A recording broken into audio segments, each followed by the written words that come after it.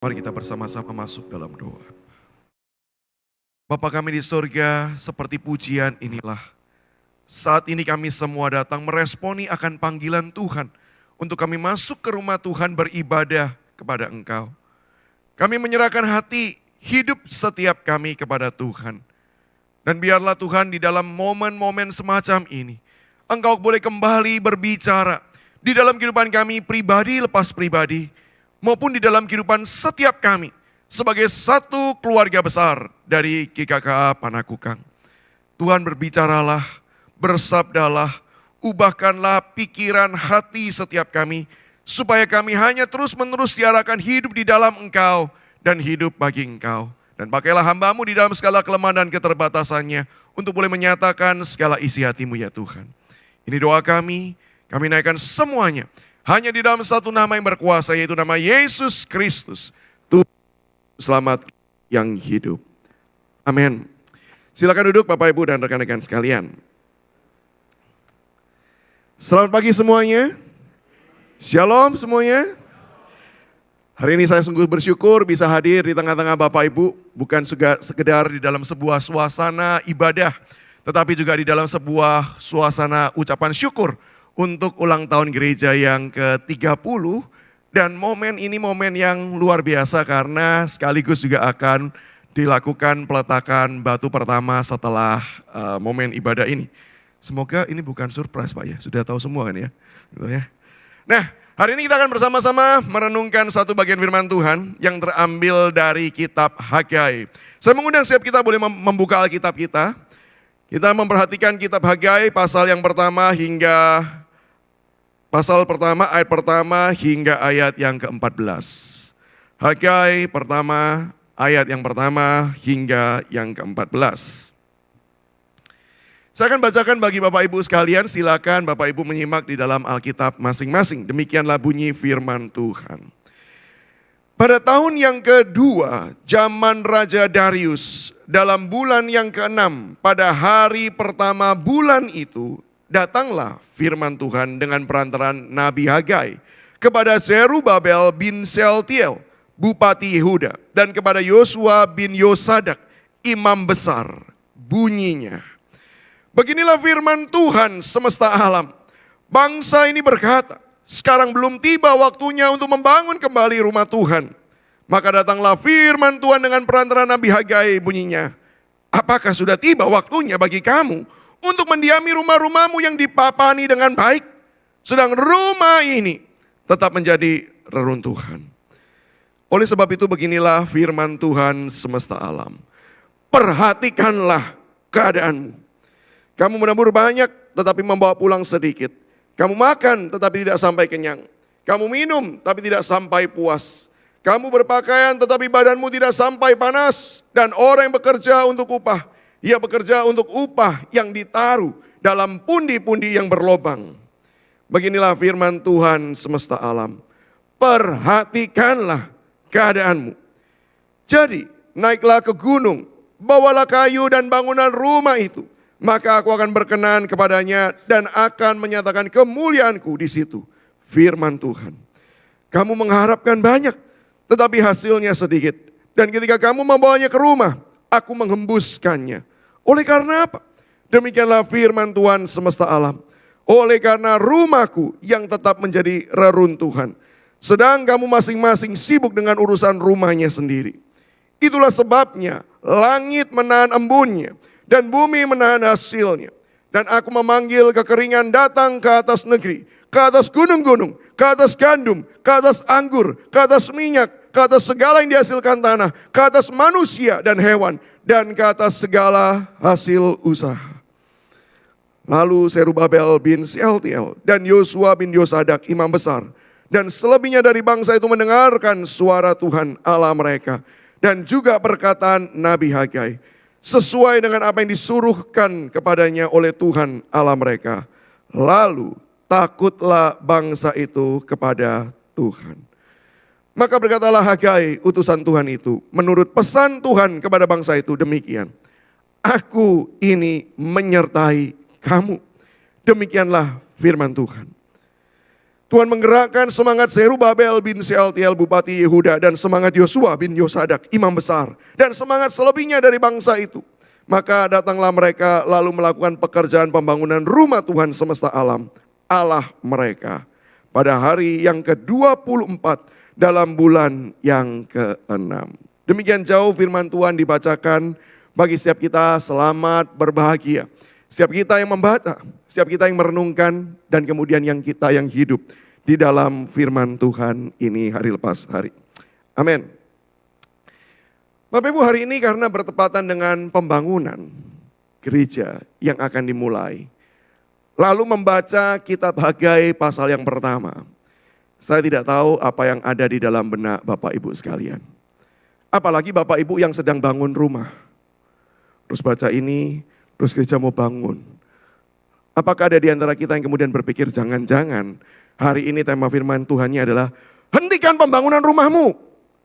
Sumbang uang sebanyak-banyaknya untuk pembangunan gereja. Karena inilah firman Tuhan. Kalau ada di antara kita yang berpikir seperti itu Bapak Ibu, tergenapilah apa yang kau pikirkan. Bukan ya. Hari ini kalau tanya apakah itu yang akan menjadi topik pembicaraan, pembelajaran kita di minggu hari ini. Maka Bapak Ibu saya akan menjawab, bukan itu. Sebagian mulai ngelus dada, puji Tuhan ya. Kenapa? Rencana bangun rumah berarti tetap bisa jalan gitu ya. Meskipun gereja tetap akan membangun. Bapak Ibu, kenapa saya katakan bukan poinnya tentang hal itu? Karena saya juga yakin dan percaya Bapak Ibu, teks ini bukan berfokus membicarakan mengenai pembangunan rumah Tuhan. Teks ini bukan dimaksudkan bahwa Tuhan itu punya kepentingan untuk kemudian dia perlu sebuah tempat di mana dia perlu tinggal di dalamnya. Jangan lupa bangsa Israel juga punya kitab Mazmur, juga punya kitab-kitab yang lain yang mereka miliki sebagai panduan hidup mereka. Dan selama ini mereka membaca bahwa Allah adalah Allah semesta alam. Bahkan sejak dalam kitab paling awal Pentateuch, bangsa Israel diberikan identitas yang jelas. Allah siapakah yang kau sembah? Jawabannya adalah Allah yang menciptakan langit dan bumi. Bahkan sebelum ada segala sesuatu, Allah sudah ada. Dia berbeda dengan dewa-dewi bangsa-bangsa yang membutuhkan satu tempat, satu lokasi untuk berdiam di sana. Allah Israel, Allah yang jauh lebih besar dari segala yang diciptakan. Sehingga bukankah ketika Israel tahu, dan Israel sudah diberitahu oleh Allah, Allah itu adalah Allah yang besar, melampaui segala sesuatu.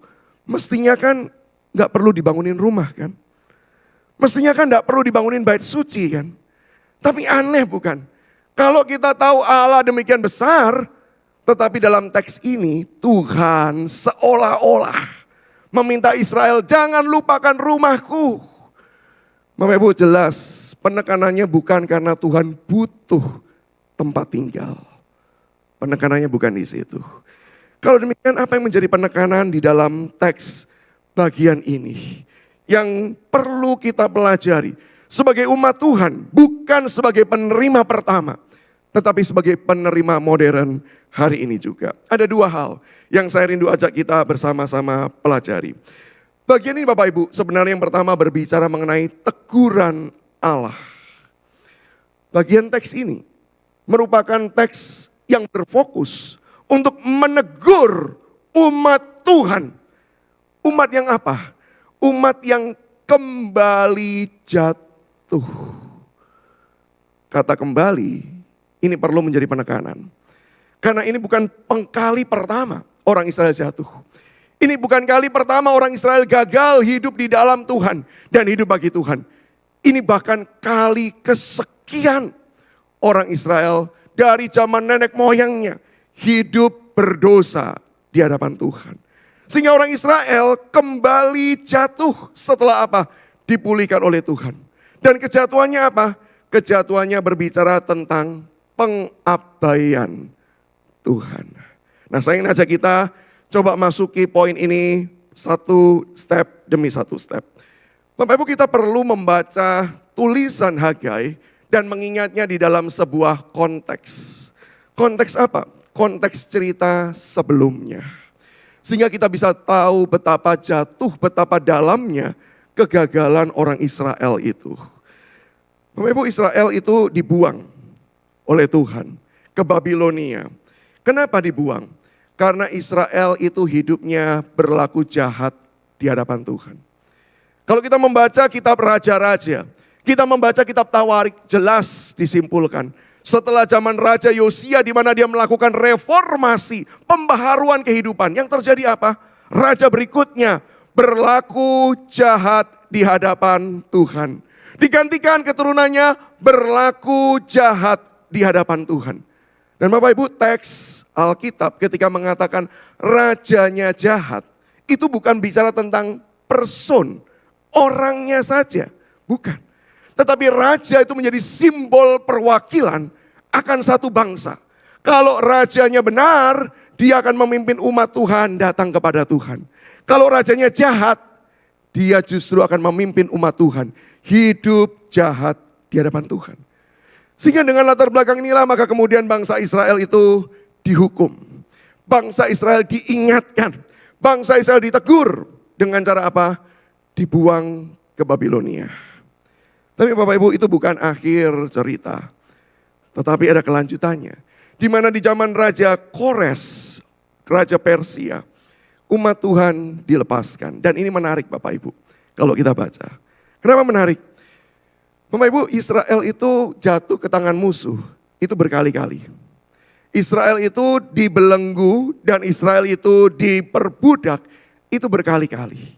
Dan Tuhan melepaskan dengan berbagai macam caranya yang ajaib. Kita mengingat dengan jelas ketika bangsa Israel dari Mesir dikeluarkan menuju tanah Kanaan. Bagaimana cara Tuhan melepaskan?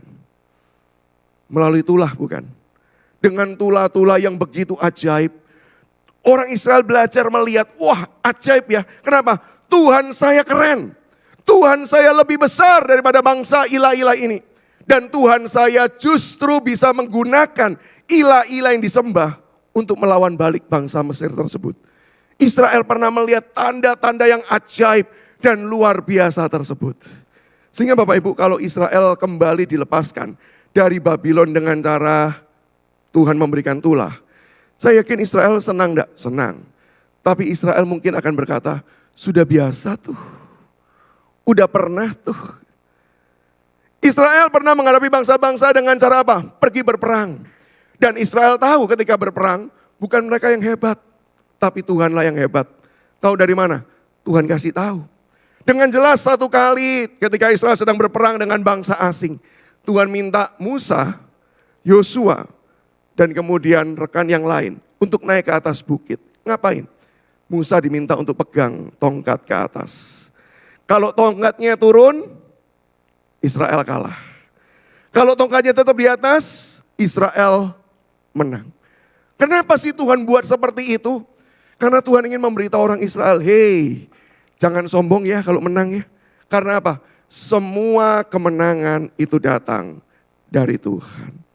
Sehingga Israel tahu kalau mereka dilepaskan dari bangsa Persia, Babilonia pada waktu itu, dengan cara mereka diutus berperang, lalu ada yang bersyafaat sambil memegang tongkat, lalu menang, Israel senang enggak? Senang. Tapi jangan lupa Israel juga bisa berkata, sudah pernah tuh. Kira-kira Tuhan lepaskan bangsa Israel dengan cara apa? Yang ajaibnya, Tuhan cuma gerakan hati Raja Kores. Suatu hari dia berkata, pulanglah, bangunlah kotamu, bangunlah bait sucimu, pulang. Bapak Ibu, ini satu hal yang kelihatannya biasa. Tapi bagi Israel ini sesuatu hal yang ajaib sekali. Ternyata Tuhan juga bisa melepaskan bahkan tanpa tulah, tanpa perang.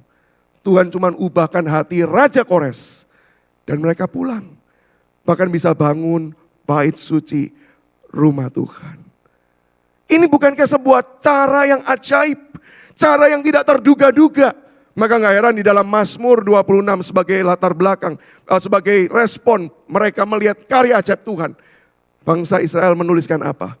Melihat semua tanda itu, mulut kami ini tidak bisa tertutup. Kami penuh dengan sukacita. Karena apa? Ajaib. Saya percaya kalau mau dibuat jadi film Bapak Ibu ya. Ketika Kores bilang, udah pulang aja, pulang. Saya yakin mereka tanya, Cius beneran nih gak bergurau? Ntar dikejar, ntar ditangkap, lebih parah lagi kan. Enggak, pulang aja. Saya percaya ketika mereka mengepak barang, mereka itu sambil ragu-ragu, ini beneran atau ini prank? Jangan-jangan ada kamera tersembunyi. Ketika mereka mau keluar pintu lalu mereka berkata, eits mau kemana? Tadi itu cuman prank. Selamat Anda masuk ke dalam stasiun TV dari kerajaan Persia. Tepuk tangan. Saya percaya mereka mungkin akan bertanya-tanya. Bahkan ketika mereka sudah keluar, jangan lupa mereka punya pengalaman keluar dari Mesir loh. Dan ketika keluar dari Mesir apa yang terjadi? Dikejar tuh sama bangsa Mesir. Saya membayangkan ketika mereka keluar, mereka mungkin sambil terus noleh ke belakang. Dikejar nggak? Nggak ada tuh.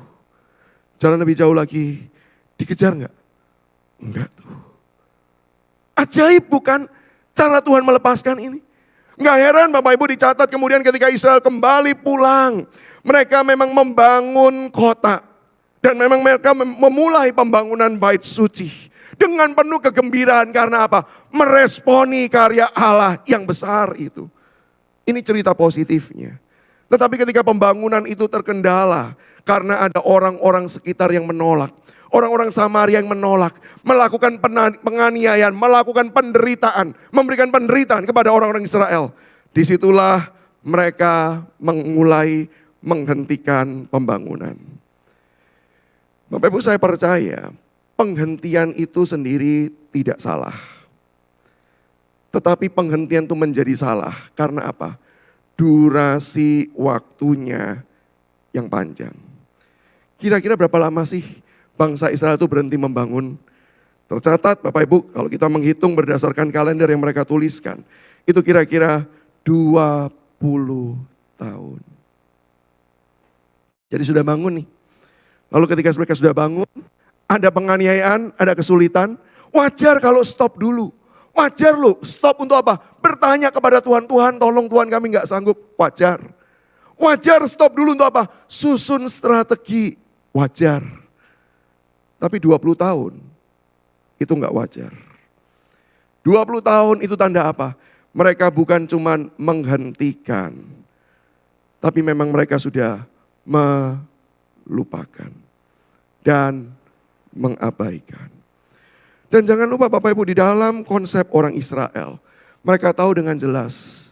Bait suci itu lambang kehadiran Tuhan. Bait suci itu lambang kedaulatan Tuhan berkuasa atas Israel. Bait suci adalah lambang pemerintahan Tuhan. Itu sentral hidup mereka. Sehingga ketika mereka tidak membangun bait suci. Bukankah tidak heran kalau saya simpulkan. Mereka sedang mengabaikan Tuhan dalam kehidupan mereka. Mereka sedang menyingkirkan Tuhan di dalam kehidupannya. Mereka sedang berkata, bisa kok saya hidup tanpa Tuhan. Sehingga kalau kita melihat Bapak Ibu, dengan apa yang mereka sudah alami, dengan apa yang mereka sudah jalani, tidak heran Tuhan kemudian berkata, perhatikanlah jalanmu.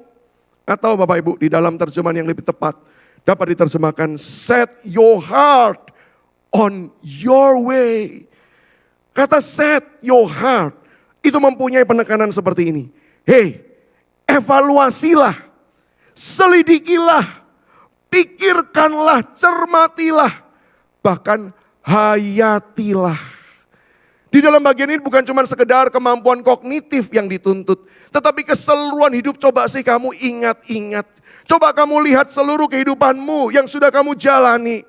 Dengan semua anugerah Tuhan yang ajaib dan yang besar kepada engkau orang Israel. Wajarkah kalau engkau mengabaikan Tuhan? Kalau engkau yang sudah berdosa, tapi Tuhan kembali pulihkan dan pulangkan engkau dengan caranya yang ajaib. Wajarkah untuk engkau mengabaikan Tuhan? Bapak Ibu dan rekan-rekan sekalian, pertanyaan untuk kita. Bukankah Tuhan juga sudah melakukan kebaikan anugerah, kasih yang besar. Yang saya percaya kalau kita betul-betul mau set our heart on our way, kita betul-betul hitung satu demi satu berkat Tuhan. Maka saya percaya kita tidak pernah bisa berhenti bersyukur. Karena apa? Begitu banyak berkat Tuhan tersebut di dalam kehidupan kita. Bahkan mungkin saya yakin dan percaya kalau kita betul-betul mengambil waktu teduh. Ada berkat-berkat. Ada pertolongan dan anugerah Tuhan. Yang semula kita tidak sadari. Tapi ketika kita pikir baik-baik, kita melihat ternyata itu pun pertolongan Tuhan. Ternyata itu pun juga adalah anugerah Tuhan. Sehingga kalau kita menghitung semua kebaikan-kebaikan Tuhan ini, wajarkah kalau sekarang kita kemudian bisa berkata, aku tidak perlu Engkau Tuhan, aku bisa hidup sendiri. Diabaikan. Bukankah sering di dalam kehidupan kita ini, kita mengabaikan Tuhan. Kita menganggap kita mampu. Seperti digambarkan oleh orang Israel, mereka bangun rumah mereka sendiri. Menandakan apa sih membangun rumah sendiri? Salah nggak membangun rumah? Nggak salah. Tetapi ketika mereka membangun rumah sendiri dan mengabaikan pembangunan bait suci, seolah-olah mereka mau berkata, aku urus hidupku sendiri deh. Nggak perlu Tuhan dalam hidupku. Bapak Ibu jangan bayangkan mengabaikan Tuhan itu seolah-olah seperti kita itu jadi murtad. Enggak kok.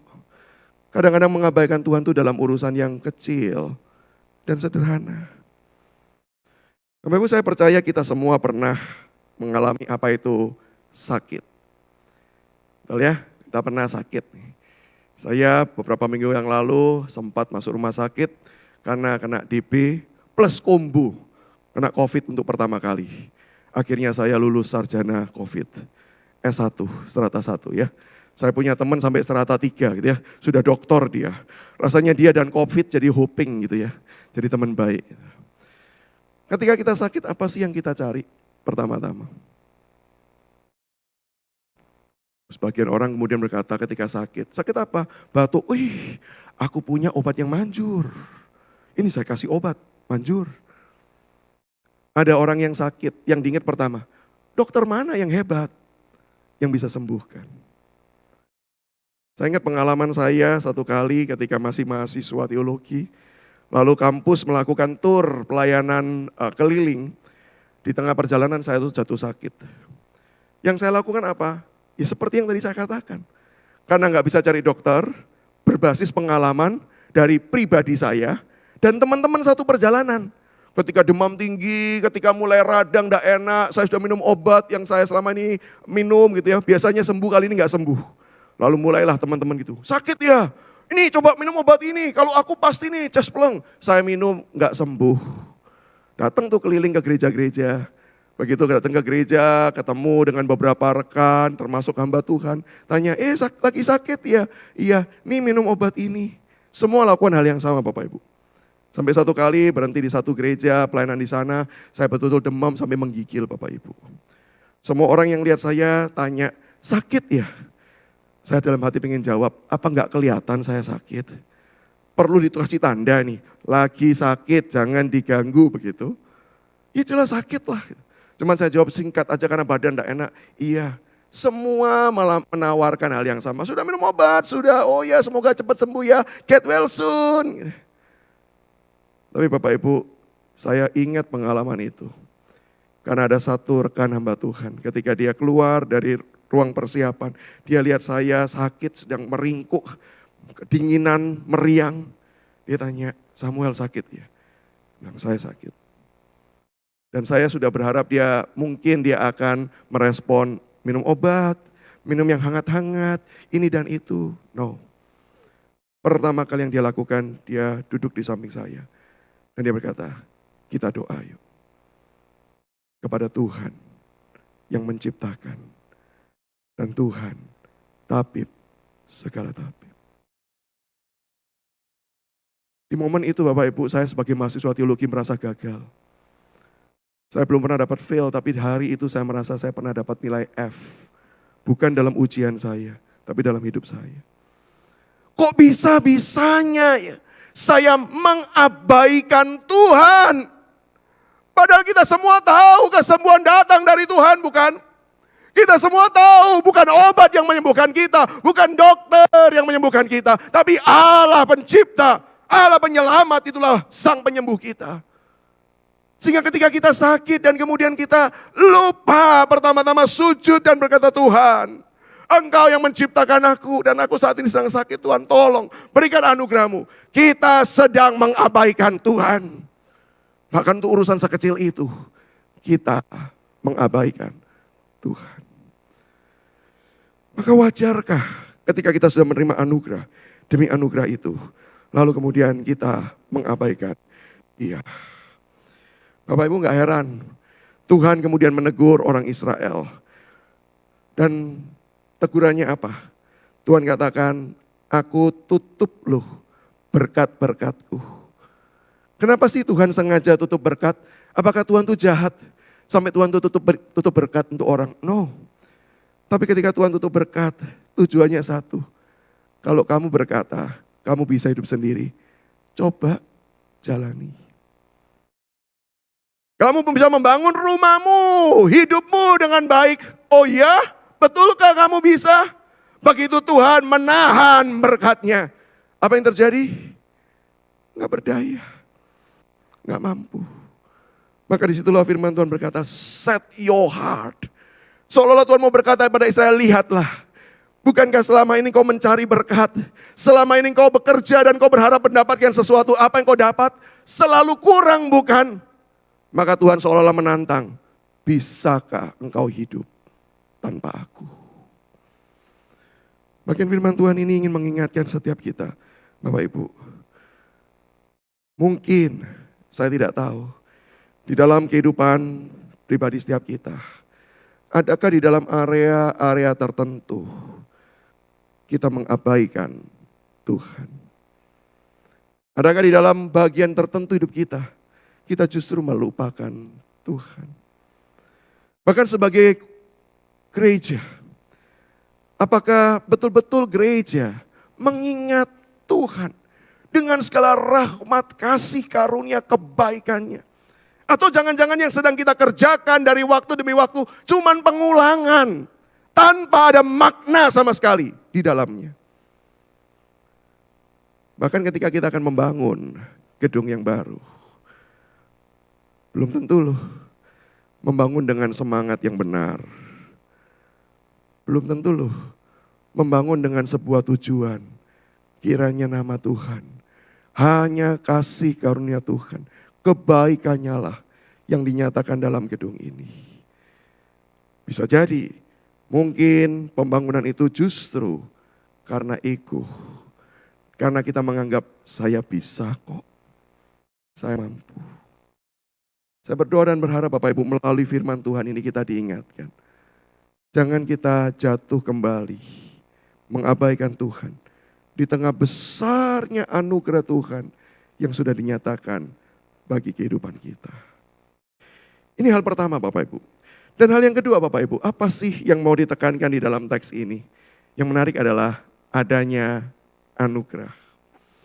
Anugerah yang besar bagi mereka yang jatuh. Dan sekali lagi saya gunakan kata kembali. Kenapa? Karena bukan untuk pertama kalinya juga Tuhan memberikan anugerah kepada orang Israel. Bapak Ibu, dari mana kita bisa melihat anugerah Tuhan di dalam teks ini? Saya ingin ajak kita melihat ada 3 hal di dalam teks ini Bapak Ibu, yang menggambarkan besarnya anugerah Tuhan. Yang pertama Bapak Ibu, mari kita perhatikan penyataan hukuman Tuhan. Dalam hukuman Tuhan, yang kita jumpai apa? Jelas kita menjumpai pernyataan hukumannya. Tapi kalau kita cermati dengan baik-baik, di dalam hukuman tetap ada topangan anugerah. Kok bisa? Perhatikan ya, teksnya berbunyi apa? Kamu tabur banyak. Bapak Ibu, kalau Tuhan mau hukum, ditabur banyak, hasilnya apa? Nothing. Kalau Israel betul-betul melupakan Tuhan dan Tuhan mau berkata gitu, oh gitu lu ya, lupain aku ya, gue juga lupain lu. Apa yang terjadi? Nothing. Betul kan ya? Sama-sama melupakan. Tapi ketika Israel melupakan, Tuhan menghukum iya. Dengan cara apa? Orang Israel menabur, berupaya banyak. Tapi apa?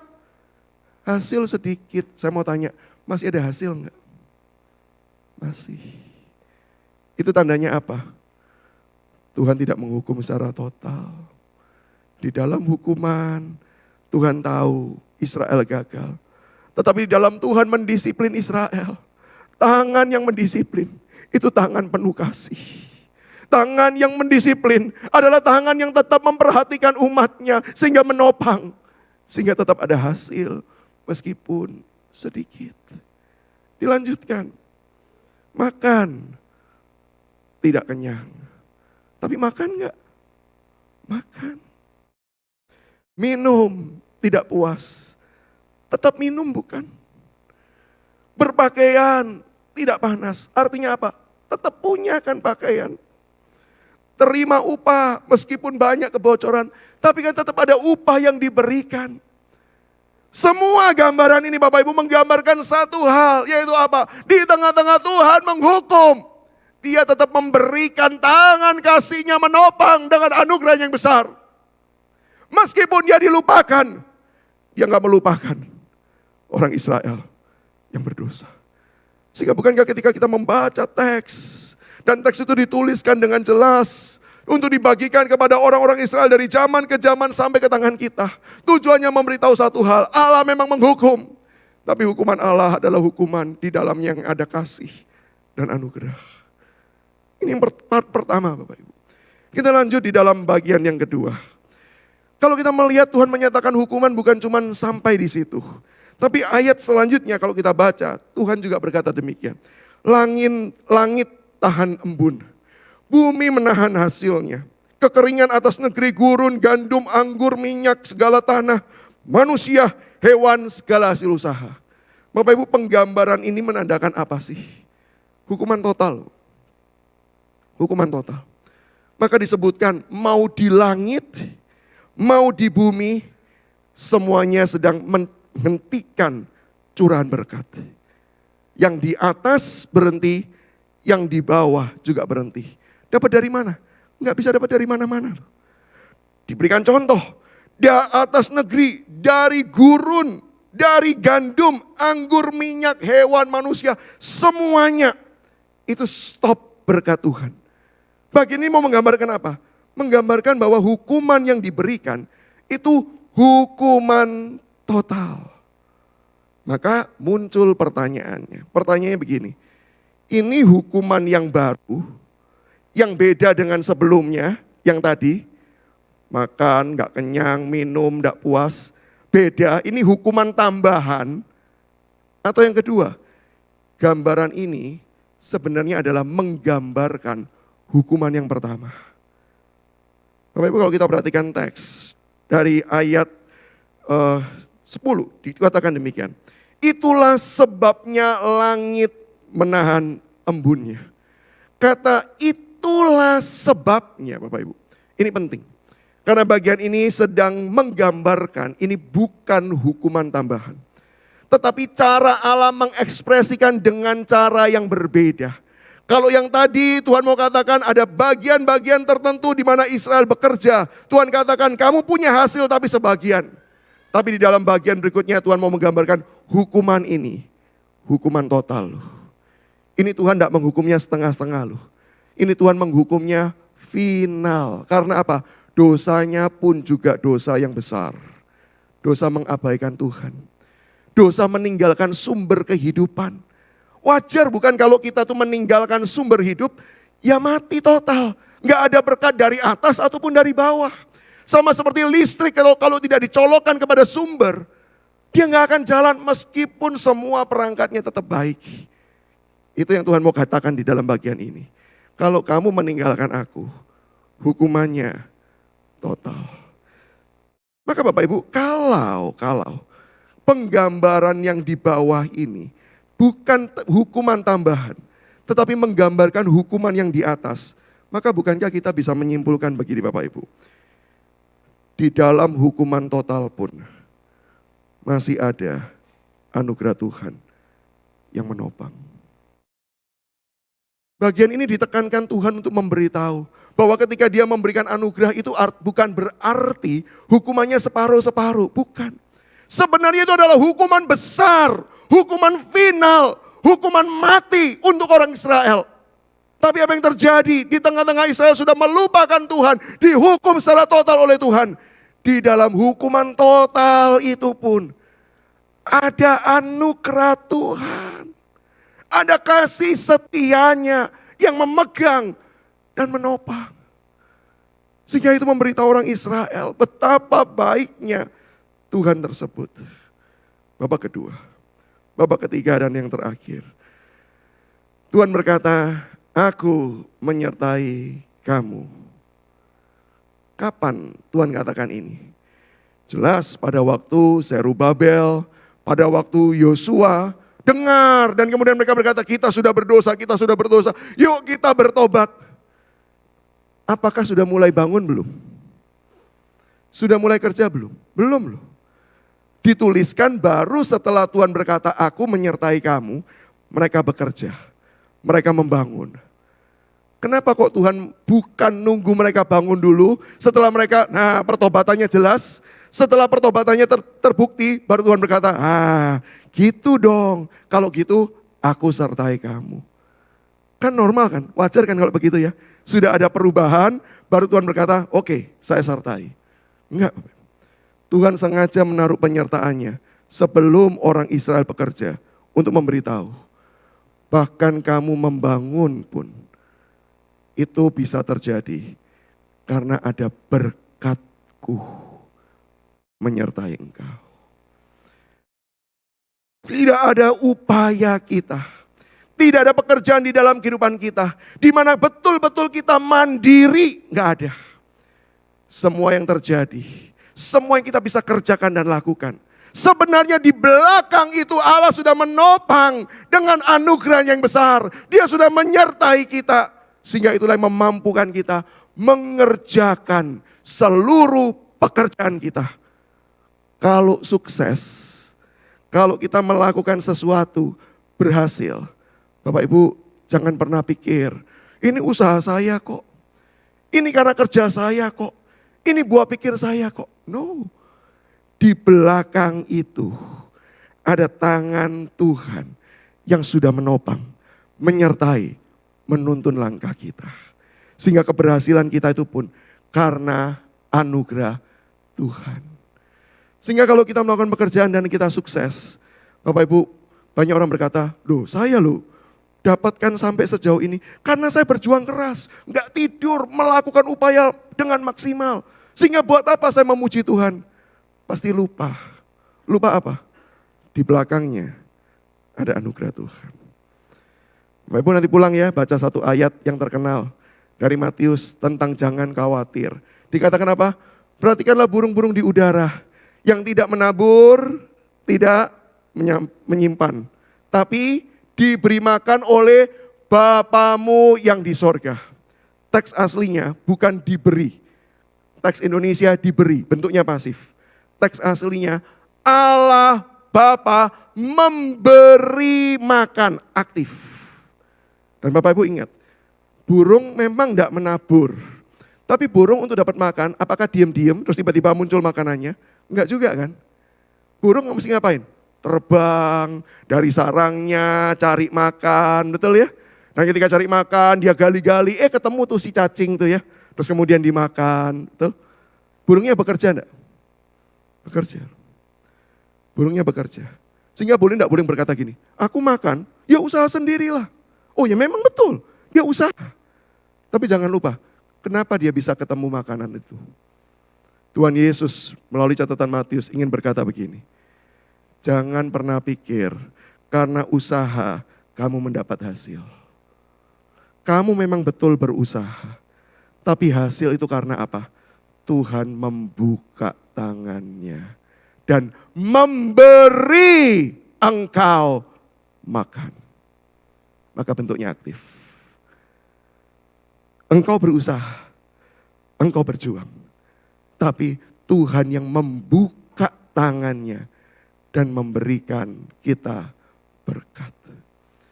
Sehingga dengan melihat semua hal ini, bukankah kita sadar bahwa hidup ini betul-betul adalah karena anugerah dari Tuhan.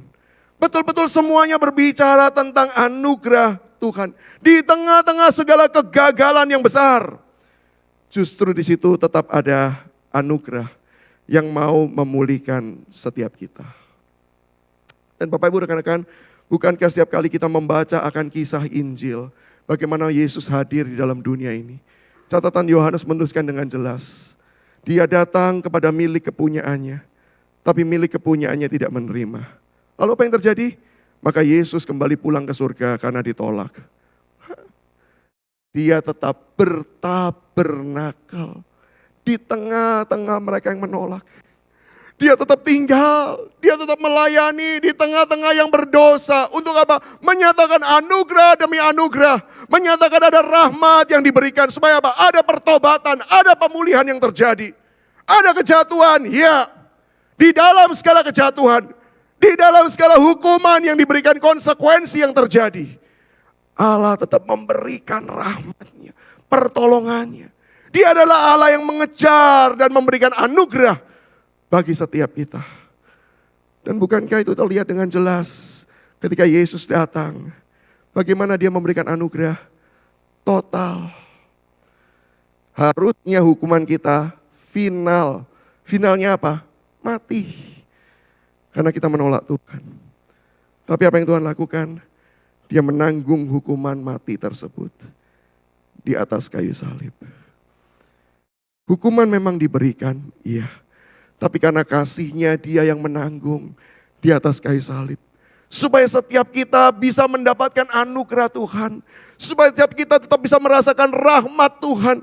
Supaya di dalam segala kejatuhan dan keberdosaan kita, kita memang melihat adanya hukuman Tuhan. Ya, maka itu tetap harus ada yang tersalib. Tetapi kita bukan cuma tetap melihat adanya hukuman Tuhan. Yang kita lihat apa? Adanya anugerah yang lebih besar. Yaitu apa? Allah yang berkorban bagi kita. Bukankah itu Injil Bapak Ibu? Dan bukankah Injil itu sudah diberikan bagi hidup setiap kita yang berdosa. Yang seringkali kembali jatuh, kembali gagal.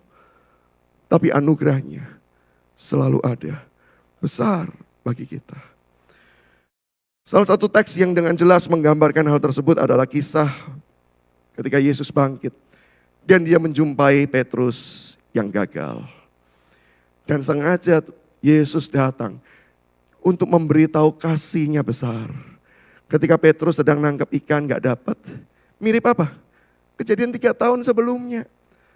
Ketika Petrus dipanggil menjadi murid Yesus. Yesus melakukan hal yang serupa. Tujuannya apa sih Bapak Ibu? Tujuannya Yesus mau berkata kepada Petrus, Petrus, aku tahu engkau jatuh. Aku tahu engkau gagal.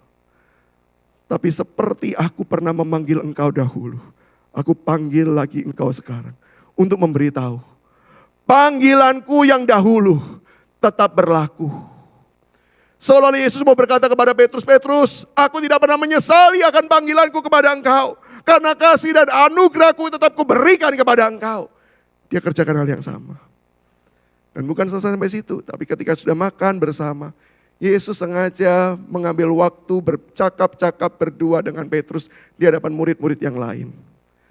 Dia bertanya, Petrus, apakah engkau mengasihi aku lebih dari semuanya?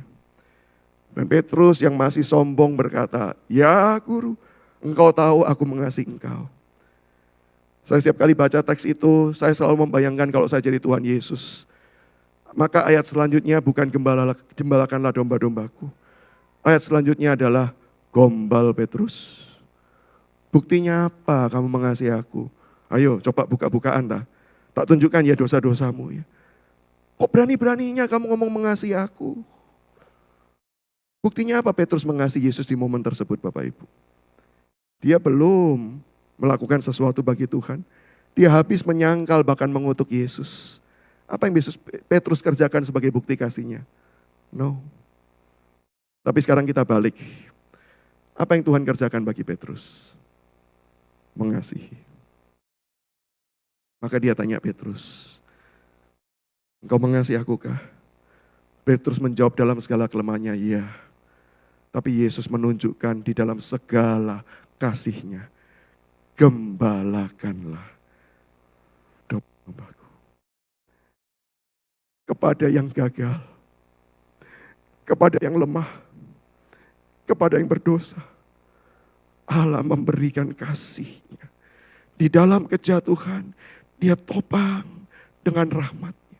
Dia berikan kesempatan demi kesempatan untuk kemudian dipertumbuhkan di dalam kebenaran. Ini anugerah besar, bukan? Dan anugerah itu yang juga ditujukan bagi setiap kita hari ini.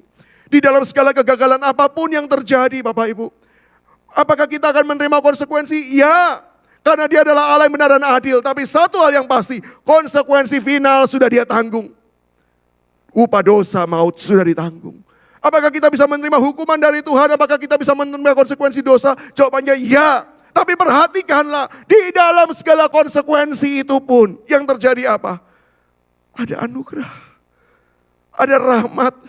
Bahkan Dia masih mencari dan mencari untuk apa? Membawa kita yang sudah jatuh, diangkat, dibawa pulang untuk diajar bertumbuh bagi Dia. Bukankah itu anugerah bagi setiap kita hari ini? Bapak Ibu, saya ingat satu kali saya pernah berjumpa dengan seorang aktivis gereja di satu tempat pelayanan.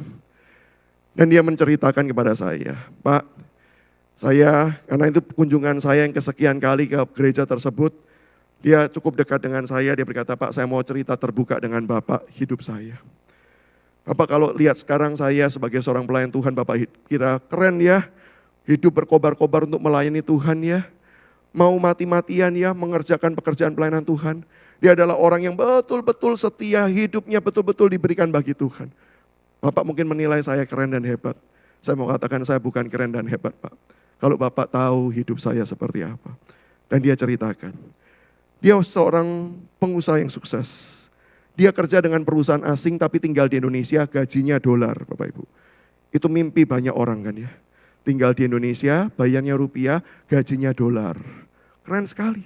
Dan berkali-kali di dalam kehidupannya dia harus pergi ke luar negeri, dibayari oleh perusahaan, presentasi di sana, memberikan report pekerjaannya, dan semua itu dibayari, dia gratis dan masih dapat uang saku lagi.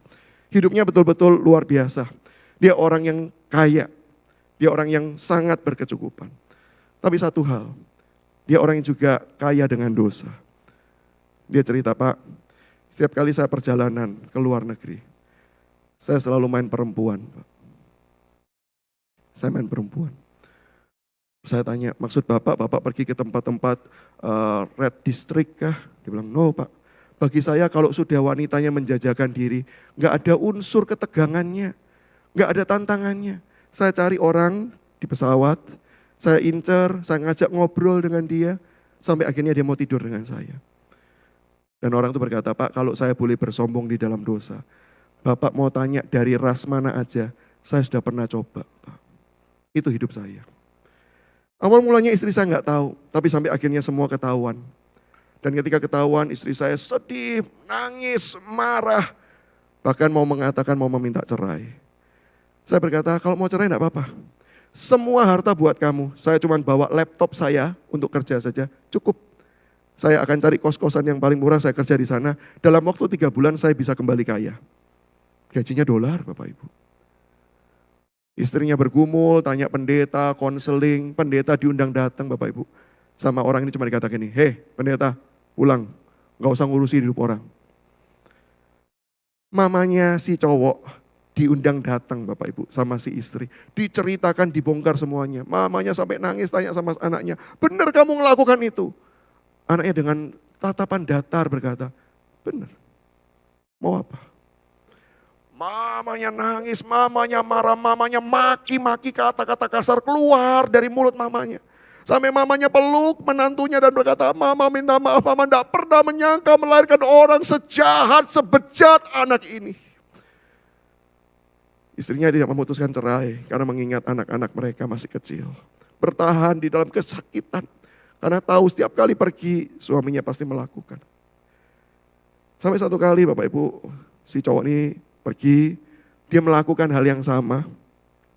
Pagi si cewek kemudian pergi meninggalkan hotel karena hotel itu tempatnya dia menginap. Sejak pergi, lalu si cowok ini pergi ke kamar mandi bersiap-siap untuk pergi ke perusahaan. Dan ketika dia sedang cuci mukanya, dia bercermin di kaca. Ada suara yang kemudian mengajak dia berpikir, sebenarnya saya ini bahagia atau tidak? Dan dia lihat wajahnya dia, saya kemarin malam mungkin bersenang-senang. Tapi pertanyaannya, saya senangkah? Saya mungkin kemarin malam menikmati kebahagiaan sesaat, pertanyaannya saya bahagiakah? Dan dia berkata, untuk pertama kalinya saya melihat hidup saya rasanya kosong. Saya gak punya makna. Mungkin orang berpikir segala-galanya saya nikmati. Saya sebenarnya memegang sesuatu yang hampa. Dan untuk pertama kali. Dan lalu bapak itu ketika cerita sampai di situ dia tanya, Bapak, kalau Bapak selama ini tahu orang bertobat di gereja, biasa Pak.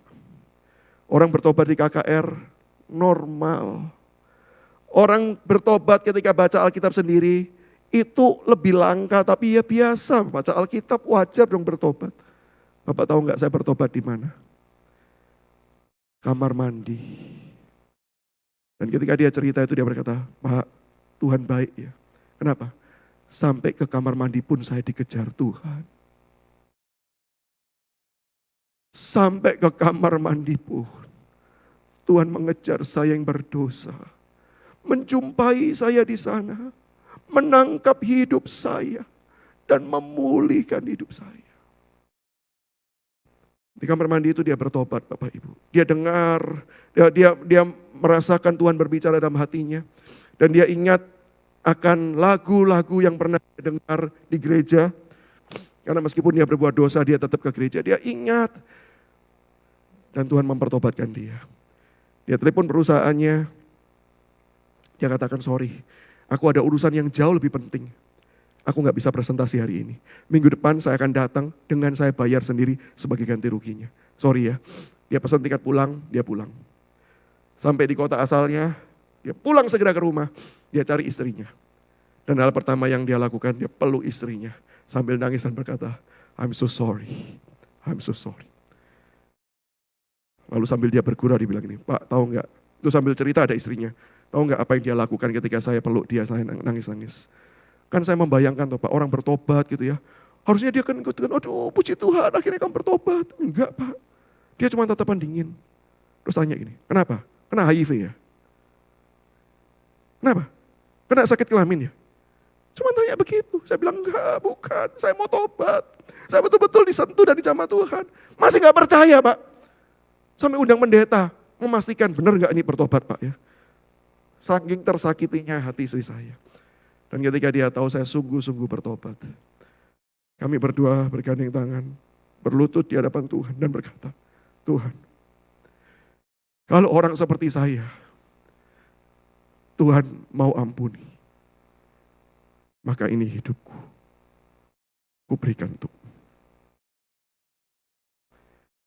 Kalau orang yang berdosa seperti saya, masih engkau kasih. Ini hidupku, ku berikan untukmu. Dan sejak hari itu, sampai hari ini, dia menjadi pelayan Tuhan. Yang mengasihi Tuhan. Yang hidup berkobar bagi Tuhan.